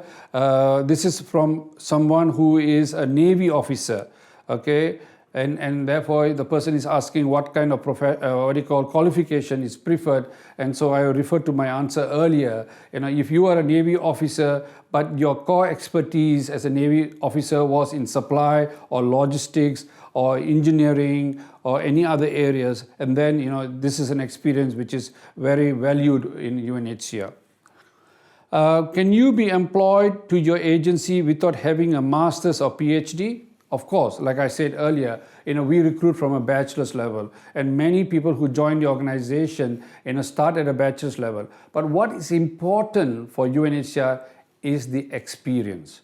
Okay, that is why a bachelor's is sufficient for us, but we pay attention to the experience, the type of experience, the atmosphere or the location where you got the experience is very important for us. Was it in a what you call hardship location, or was it in a refugee context, or was it in a humanitarian context? All these are very important for us. So experience plays an important part in how we recruit an individual. What kind of jobs are available in the MENA area? It's wide, ladies and gentlemen. It is wide. Every kind of positions are available. We are always looking for people with protection, legal background. We are looking for HR. We are looking for communication, logistics, supply, IT. Definitely, it's the same in every region. There's always the same kind of profession is needed because every operation needs a supply officer. Every operation needs a finance and admin officer. Every operation needs a program officer or a protection officer. Therefore, in every all the 135 locations, we are in need of a variety of professions. This is again another question on qualifications. What are the qualifications to apply for jobs in UNHCR? The basic qualification is a bachelor's degree, okay? And you need to be well versed in English. That is our basic level. And our bachelor's degree, can be in different fields. Like I said earlier, the experience which is important. But these two elements are the most important for us. You're able to speak in English and a bachelor's degree. We are also working in West Africa, we are working in Middle East, and we are working in Latin America. All these areas, the people who we are supporting, people who we are assisting, are people who don't generally speak English, right? They either speak Latin American languages, or what you call Arabic or French. And therefore, people with those kind of languages are also very important for UNHCR. I think we are almost coming to the end of questions. I have 3 more questions here. I have no background knowledge of refugees because there's no course in my university. Yes, I hope there is. How do you accumulate relevant knowledge and experience when interested in your agency? An excellent question, I don't know if I shared this in my presentation earlier. Now, for us to get relevant experience, there are many ways. In the UN system, like UNHCR, we always start with a P2. A P2 is the basic level, grade an individual can join the organization. And then there is P3, P4, P5 as you go senior, in the career. A P2 requires at least a bachelor's and 3 years of work experience, or a master's and 2 years of experience. So the question I always get, and this is a very good question here, is how do I get that experience? Ladies and gentlemen, there are many, many ways. Okay, volunteering. While you're in the university, you should volunteer. During your summer vacation, you should do some volunteering work, because all those counts as experience for us.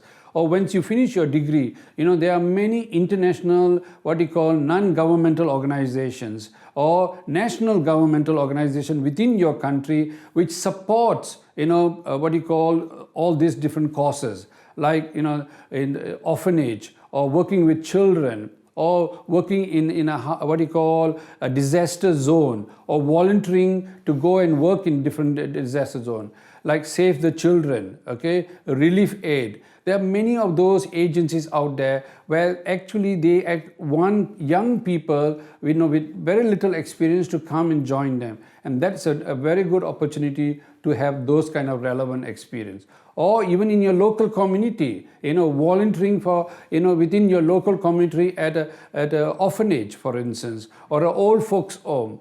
Okay, where you are actually trying to expose yourself to learn about caring for other people, all those are considered as far as a working experience.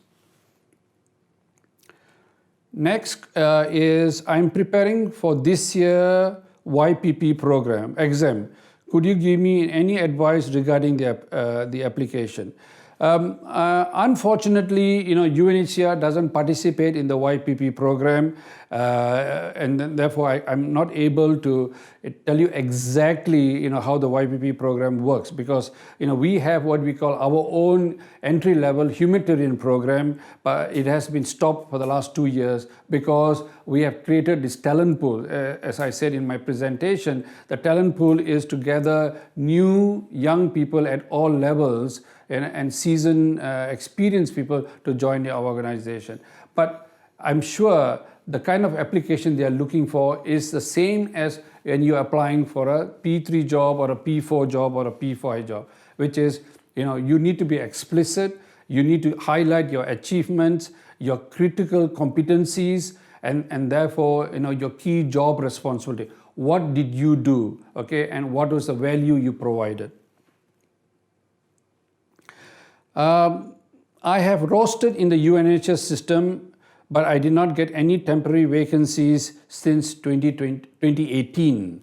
And I'm very sorry that you did not get any opportunities, but as I said earlier, it's a very competitive field, and I will not give up. I would strongly encourage you, whoever you are who asked this question, to go back and update your application, because things change and we have new profiles we have come out with it. Okay, please go ahead and update, but make sure you have addressed the job description. Many a times, we have a lot of candidates who are interested in joining UNHCR, but they do not address the job description. They say, oh, I like to work for UNHCR because I like humanitarian world. Yeah, but what about humanitarian world you like? And that is why sometimes the application is not complete.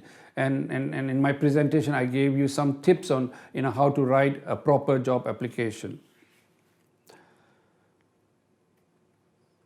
I think I have come to an end with the questions addressed to UNHCR alone, but there is a general question here which goes about and relates to what I said a couple of minutes ago.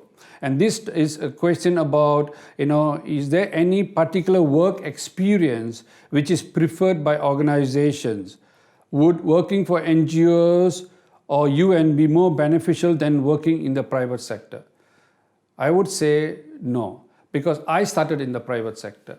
I did not join, when I left college, like young people, we are interested in making money, right? And so for the first job was I wanted to go and make money. So therefore, I actually joined the private sector. I was working in the telecommunication industry, okay? And then, I started looking around and saying, what do I want to do? How do I want to provide value add to the people? And how, what will be my mission in life?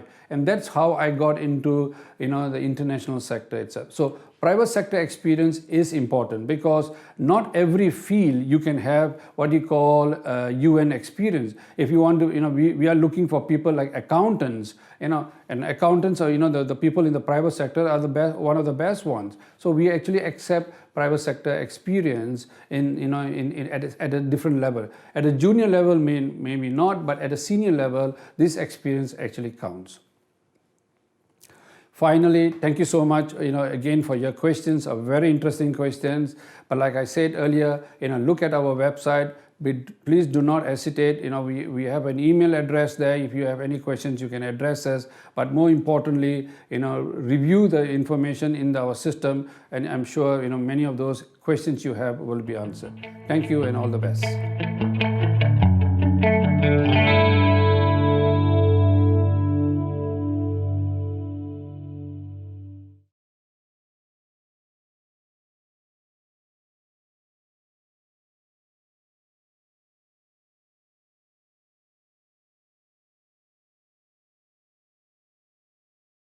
Ladies and gentlemen, welcome to this question and answer session. We are here today with Geraldine Becky, our colleague from United Nations Volunteers Program, who will answer some of the most frequently asked questions from the audience.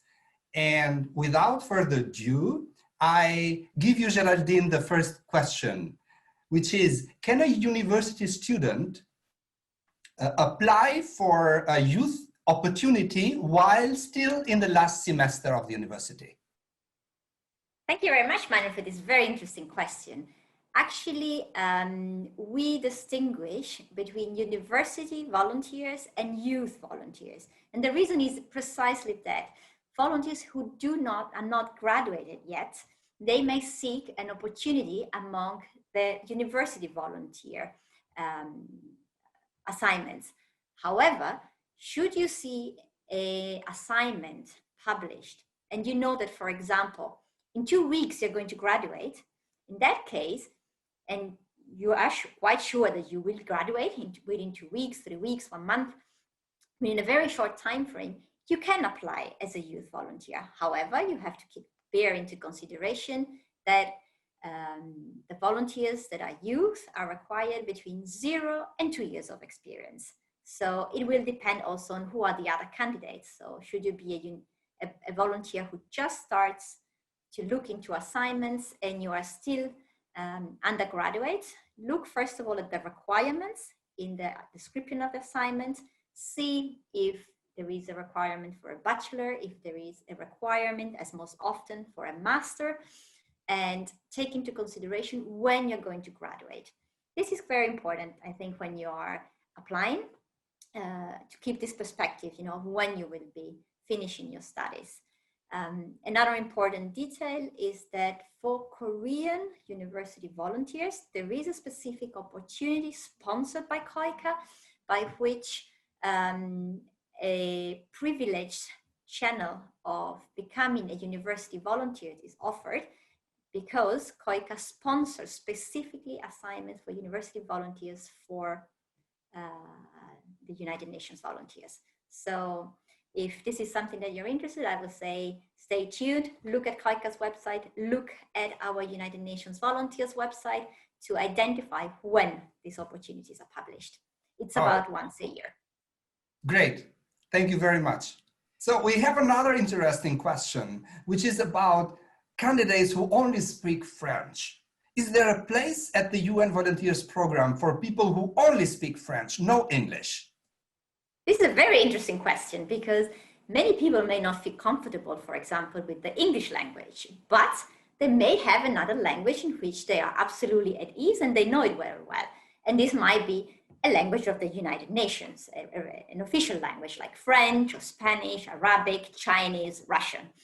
So are there opportunities? Yes, there are opportunities. We actually have some languages, basically all those that are not English, that are very required. Think, for example, of all of Francophone Africa or all of Latin America and part of the Caribbean.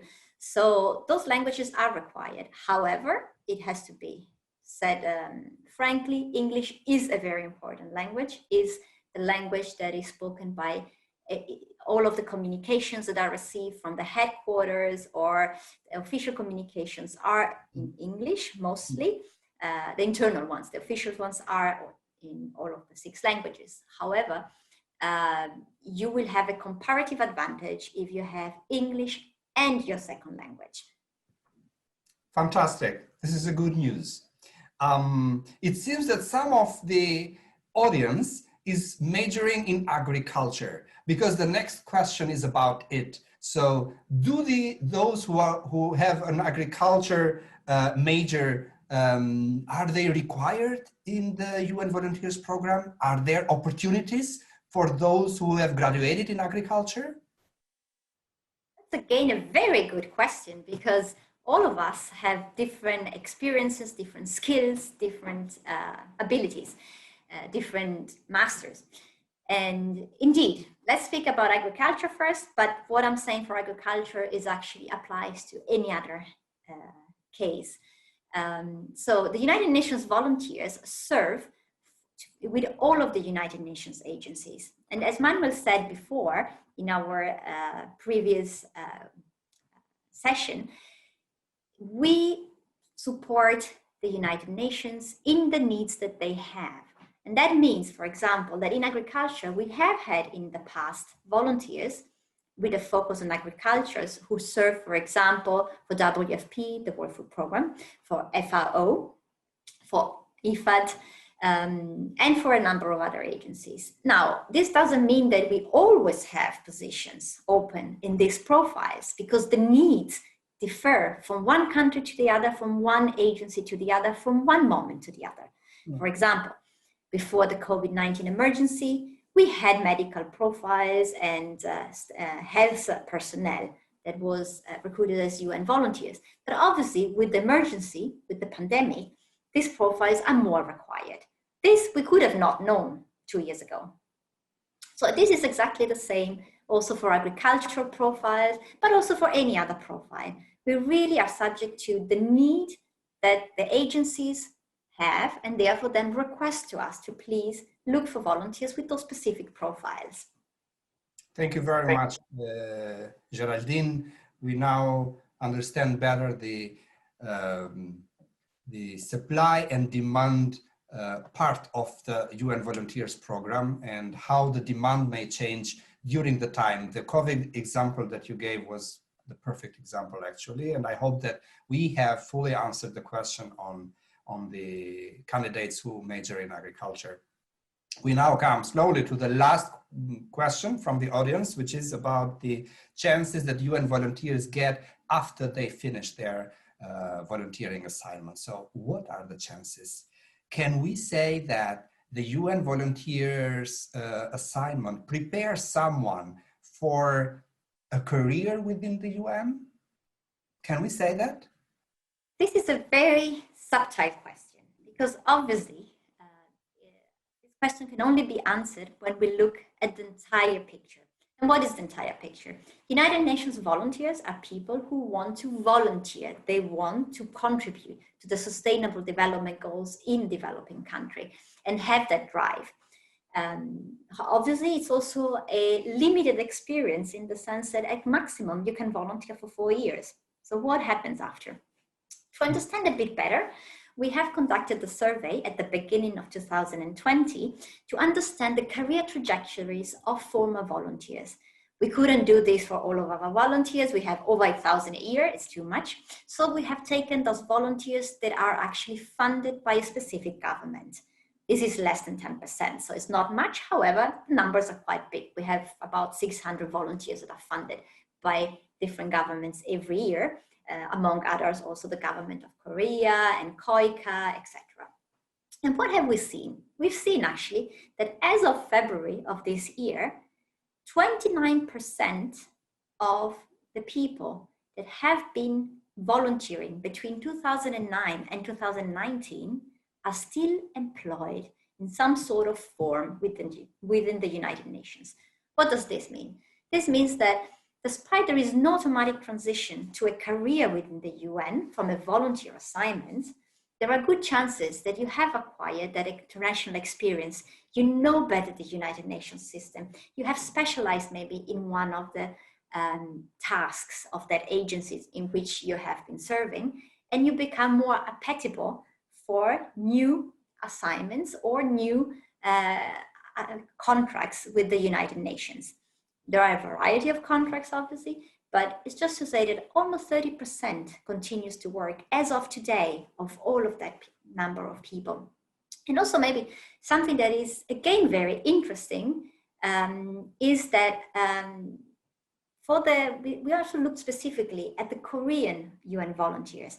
And when we look at this, we see that 67% of those volunteers that were sponsored by the government of Korea continued, so 67% continued after their that assignment to work in the field of human security, humanitarian assistance, development cooperation. What does that mean?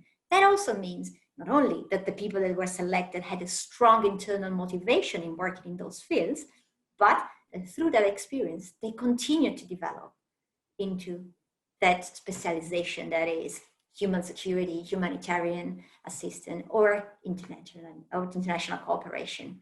So, and maybe one last data from this survey that is, I think, very indicative is that 90% of the volunteers, of the Korean volunteers, found that their assignment was useful and that it also supported then their future careers and employment search. So this is, I think, a very good news. Great, fantastic. Geraldine, thank you very much for sharing your thoughts with us. On the last question regarding volunteers staying beyond their UNV assignments, it confirms I had some interactions with volunteers, and while speaking to them, they told me that this volunteer assignment gave them the opportunity to see how the UN works from inside, to get exposure to regional and international networking, to build partnership with local organizations, and to expand the specialization from the occupational category that they come. The volunteer opportunity has made them had an informed decision whether staying in the UN system or broader in the international cooperation arena is the path that they want to take. So, and for this, they have been grateful, and they have always told me that they are very happy that they went through this process. So again, Geraldine, it was very useful. Shall we say that our LinkedIn channel, the UN Volunteers LinkedIn channel, is dedicated mainly to recruitment messages, and there we post volunteer opportunities. We give news to other important volunteering related messages. So we invite all the audience to follow us in LinkedIn, but also in the rest of the social media where we are present. Again, Geraldine, thank you very much, and I hope for the audience this was useful. Thank you, Manuel, and thank you everybody for listening to us today.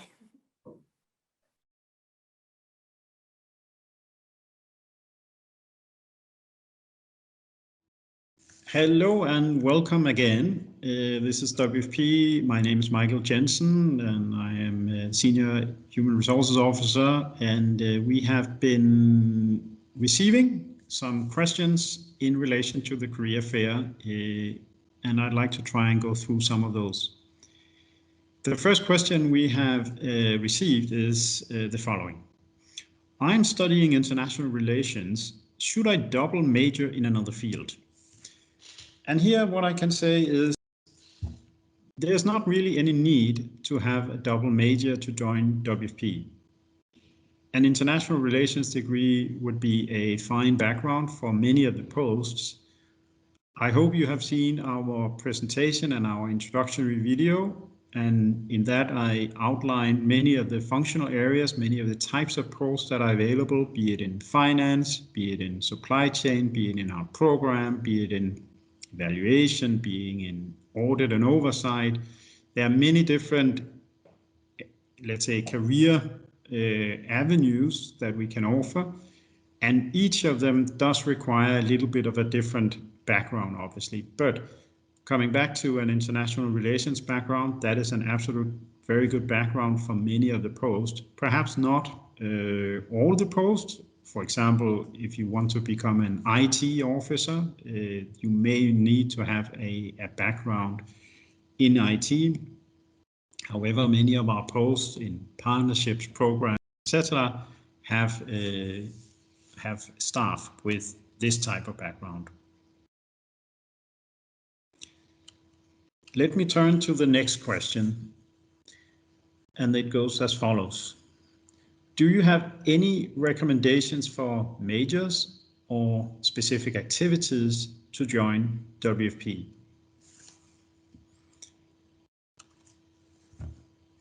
As I outlined in the question before, for some type of posts, you do need to have a specific educational background.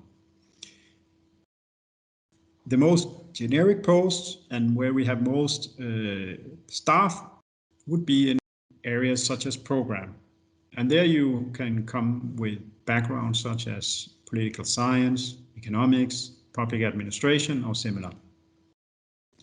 Other posts, such as, for example, in finance, may require a specific background in this and eventually also combined with accreditation from, for example, certified public accountants, CPA. That could be an advantage when applying for such posts, but not necessarily a requirement. However, as you could see in the main presentation, depending on the functional area, there would be different types of backgrounds that would be more relevant than others.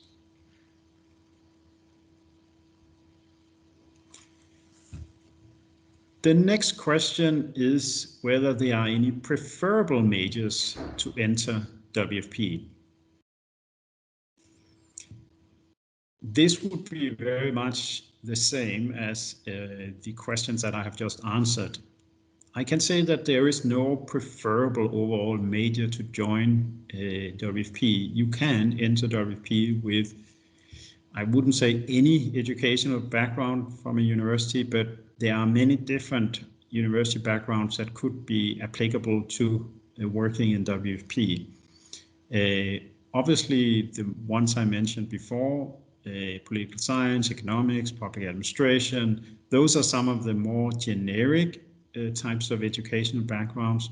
But we also have engineers, we have people with IT backgrounds, we have people with very special financial backgrounds and evaluation, and we have people with auditing background, we have people with investigation background. So we do have a number of different educational backgrounds. So it is difficult for me to say if there is one preferable major. I would say that there isn't.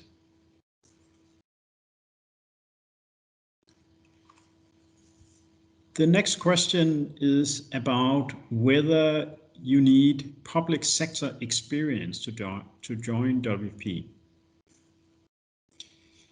And here I would say that you do not need to have public sector experience to join WFP. I mentioned in the main presentation that in some posts, for example, to become a P2 regular staff, you need at least 3 years of experience, relevant experience before joining WFP. That experience can come from public sector, it can come from private sector or NGOs or any other organization. Obviously, it can be an advantage in some posts to have worked in government. It can be in cases where you join, for example, program posts, as we saw in the main presentation. We do work actively with governments and we are supporting governments and we are partnering with governments. So it can, of course, be an advantage in some cases to have already worked or to have worked in government yourself. But it is absolutely not a prerequisite, and you can most certainly join WFP from all kinds of areas such as public, private sector or NGOs or others.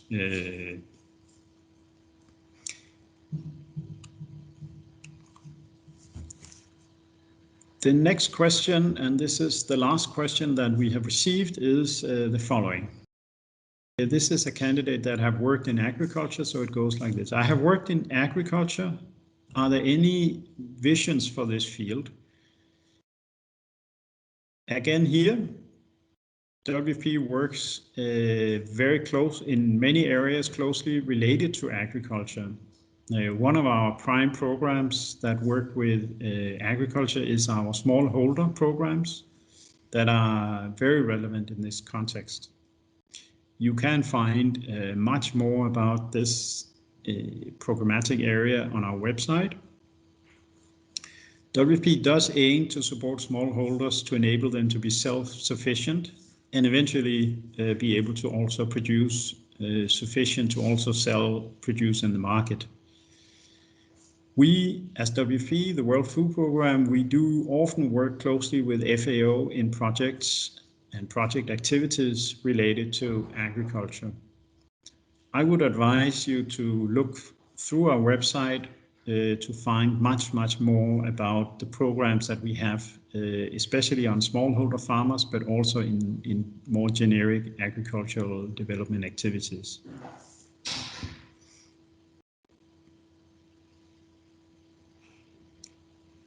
Thank you very much for listening. If you have any further questions, we are of course happy to receive these and to try our best to come back with answers to those.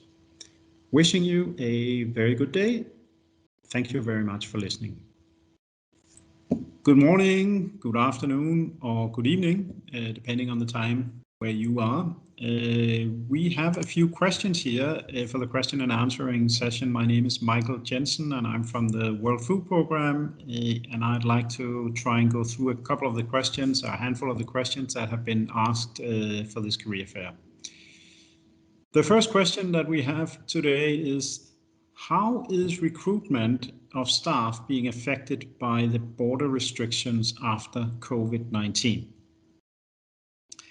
To that, I can say that WFP continues its operations, and we have continued to recruit staff, and we have continued to also deploy our own staff to where they are needed. Of course, the COVID situation has also affected the World Food Programme and our ability to transfer staff around and recruit staff. But we are working within those various restrictions and are continuing our operations.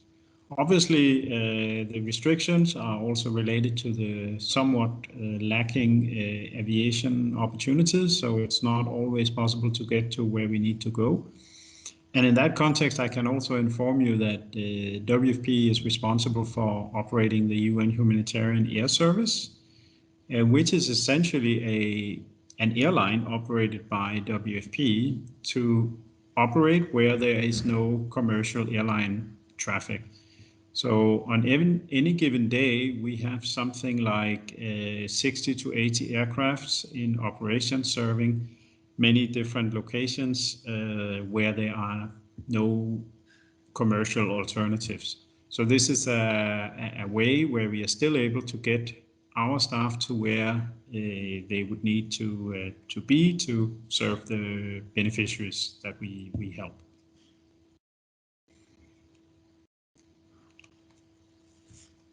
The next question is on contract types, and the question is, are fixed term or short term staff regarded as regular staff in the UN, in the United Nations?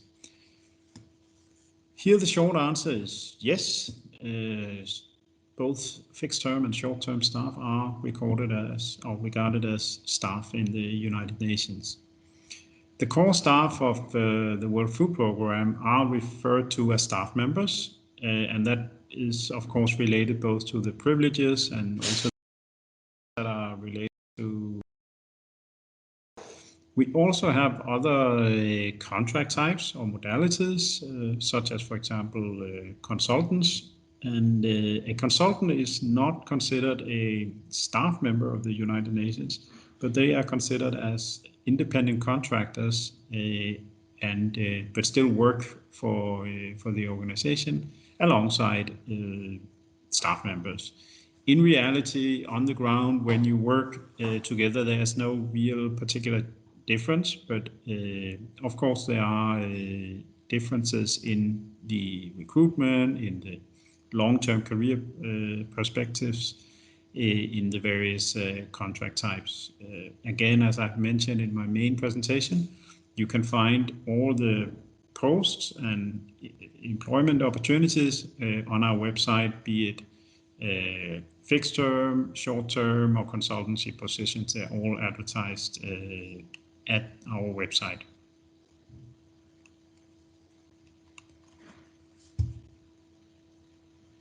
The next question that we have received is as follows. What soft skills are required to work as an international civil servant? Obviously, working as an international civil servant is not much different from many other civil servants. Much of the job is, of course, similar. But there are, of course, some specific skills or some specific conditions that we can touch upon.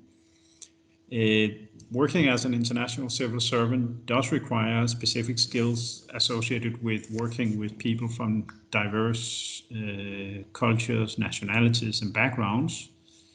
In the World Food Programme, we probably have more than 100 different nationalities in the international service. So obviously, everyone is different, but of course, when you have 100 nationalities, there's probably more differences than in a normal national working environment.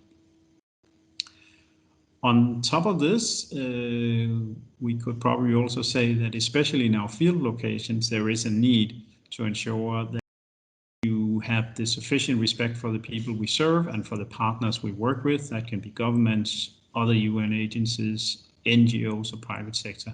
So the partnership skills, the integrity, the need to be working with people of different nationalities and also cultural backgrounds that are different than your own is absolutely a paramount skill, if we can call it like that.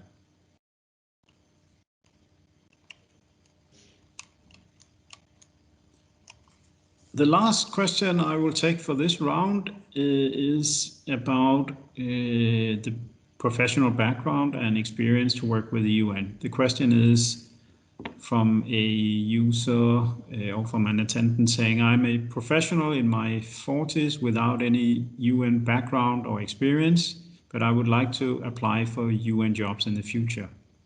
I do not have any clue how to apply for the UN. Should I apply for UNV or any short-term consultancy position to accumulate UN-related experiences? I would say here, as long as you have a relevant background for the post or the assignment that you're applying for, I would encourage you to apply. As I mentioned before, all the information to apply is on our website. All posts, be it short-term or longer-term, are advertised openly on our website. So everyone that can that feels like he or she has the required and relevant skills are always welcome to apply. It is not a prerequisite to have been either a UNV, that is a UN volunteer, or a consultant to join, for example, the regular international service. Many different backgrounds and experience can be relevant. Again, each job in the World Food Programme requires a different background or different skill set. As I mentioned also in my main presentation, we have many different functions, from programmatic functions, finance, logistics, supply chain, legal. We have oversight like internal audit. We have many different functions, and these different functions require different skill sets. So it's not easy to say that there is one specific skill set that you need to apply for a job at the World Food Programme. We, or I would like to invite all of you to join and visit the website to see the different posts that are being advertised. And I would encourage you, if you feel like you have the right skill sets, I would encourage you to apply. Thank you very much indeed, and I wish you a continuously good career fair. Thank you.